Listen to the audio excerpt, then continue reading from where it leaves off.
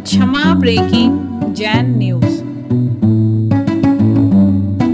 और निस्वार्थ भावना को रखेंगे तो सच में उन भावनाओं का प्रभाव हमारे जीवन में भी पड़ेगा और कहीं ना कहीं हमें ऐसा लाभ उत्पन्न होगा कि हमारा जीवन बहुत महान बन सकेगा।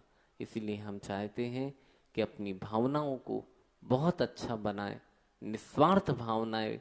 जिस प्रकार प्रकृति की भावना है कि वो सबके प्रति दया करुणा अनुकंपा से भरा हुआ है, वैसा अगर मानव भी बन जाए तो सच में वो मानव नहीं, वो मानव के रूप में भगवान बन सकता है। मैंने कहा था एक ऐसा मानव जो जन्मा था जिसने मानव के रूप में भी इस धरती पर, इस सृष्टि पर भगवत्ता को भी प्राप्त किया था, वो थे हमारे आचार्य गुरुदेव श्री विद्यासागर जी महाराज। एक संस्मरण के माध्यम से आज भाई बोल रहे थे कि महाराज कोई ऐसा संस्मरण आचार्य भगवंत का सुनाना जिससे मन प्रसन्न हो जाए, सच में गुरुदेव की याद हमारे सामने आ जाए कि वो ही बैठे हों। आज हम एक संस्मरण सुना रहे। यह सन 1981 का चातुर्मास सिद्ध क्षेत्र नैनागिरी में हुआ था आचार्य भगवंत का। और सच में नयनों को अभिराम देने वाला वह क्षेत्र नैनागिरी, जहाँ चातुर्मास संपन्न हुआ। और उस चातुर्मास में करीब 10 संलेखनाएं हुई, 5-6 मुनि महाराजों की संलेखना हुई और कई प्रतिमाधारी व्रती श्रावकों की भी संलेखना हुई। आचार्य भगवंत का संग बड़ा था पर उतना बड़ा नहीं था। तो आचार्य श्री सारी जिम्मेदारियां महाराज जी को सौंपा करते थे कि किसे आहार कराना है, किसे स्वाध्याय कराना है, किसी भैया वृत्ति करना है। ऐसे आचार्य श्री ने महाराजों के क्रम बांट दिए। और उस दिन आहारचर्या का समय था और 2 मुनि महाराज जी की परिचर्या में संलग्न थे, उनकी सेवा भैया वृत्ति में। और उन छपक मुनि महाराज जी का भी उपास था और आचार्य भगवंत का भी उस दिन उपास था। तो आचार्य श्री ने सोचा आज उपास का दिन है, ऐसे तो समय मिल नहीं पाता, आज उनके पास में ही बैठेंगे और जो भी होगा उनको जो संबोधन होगा वो उनको भी दे देंगे। और आचार्य श्री उनके पास पहुंच जाते हैं, महाराज के पास। जैसे ही महाराज के पास पहुंचते हैं वो महाराज भी बहुत गदगद हो जाते आचार्य भगवंत को देख के। लेकिन सामने 2 महाराज जी बैठे थे। तो उन महाराज जी ने देखा कि आचार्य श्री आहार को नहीं उठे और आज तो सीधे ही आ गए यहाँ। तो वो कहते हैं आचार्य श्री महाराज जी से कि महाराज जी आज आप लोग आहार करिएगा और हम बैठते हैं महाराज जी के पास। और सारा संग आहार के लिए पहाड़ पे आचार्य श्री रहते थे और नीचे जो तलहटी थी वहाँ चौके लगते थे, तो सारी जनता और सारे महाराज लोग नीचे आ गए।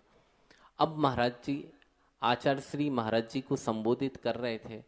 संबोधन करते करते एकदम से महाराज जी को खांसी आई और जैसे ही खांसी आई तो महाराज जी को बहुत सारा कफ आने लगा। आजू बाजू आचार्य भगवंत की दृष्टि पड़ी, लेकिन वहां कोई ऐसा पात्र ही नहीं नजर आ रहा था। तो आचार्य महाराज ने अपनी अंजलि बना ली और उनके सारे कफ और बमन को आचार्य महाराज अपनी अंजलि में रखे रहे। और महाराज जी तभी तभी गए थे आहार के लिए नीचे। और आहार के बाद करीब 1 घंटे बाद जब महाराज जी लोग ऊपर आए तो महाराज जी की दृष्टि पड़ी कि आचार्य महाराज अंजलि बांधे बैठे हैं और छपक को संबोधन दे रहे हैं। जब पास में गए तो पता चला कि कफ है और बिना पिच्छी के परिमार्जन के बिना और बिना पिच्छी को हाथ में लिए आचार्य महाराज उठ ही नहीं सकते थे।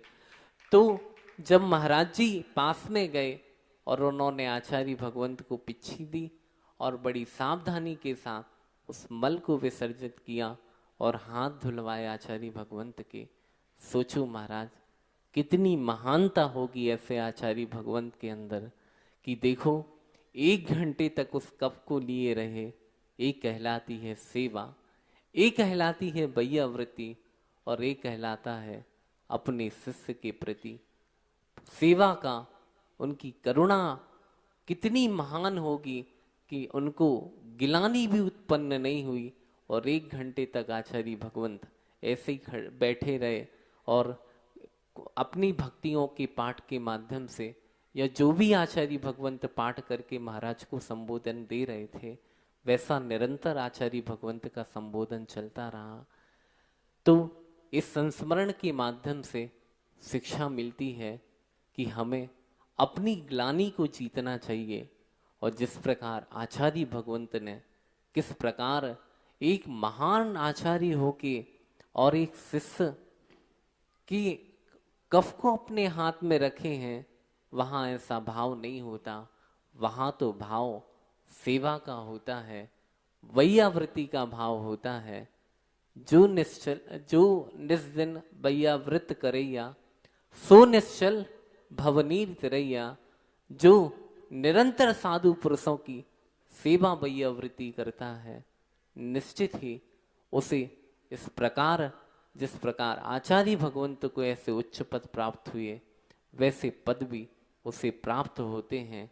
तो निरंतर साधुओं की सेवा वैयावृत्ति और भक्ति करते रहो, जिससे आपका जीवन भी उज्जवल बने, पवित्र बने और आपके जीवन का भी विकास हो और आप भी प्रतिमा आदि को ग्रहण करके, व्रतादि को ग्रहण करके आप भी उस रत्नत्रय को प्राप्त करके, संलेखना पूर्वक मरण करके उस निर्वाण पद को प्राप्त हो। इन्हीं सद्भावना के साथ आचार्य भगवंत गुरुदेव विद्यासागर जी महाराज की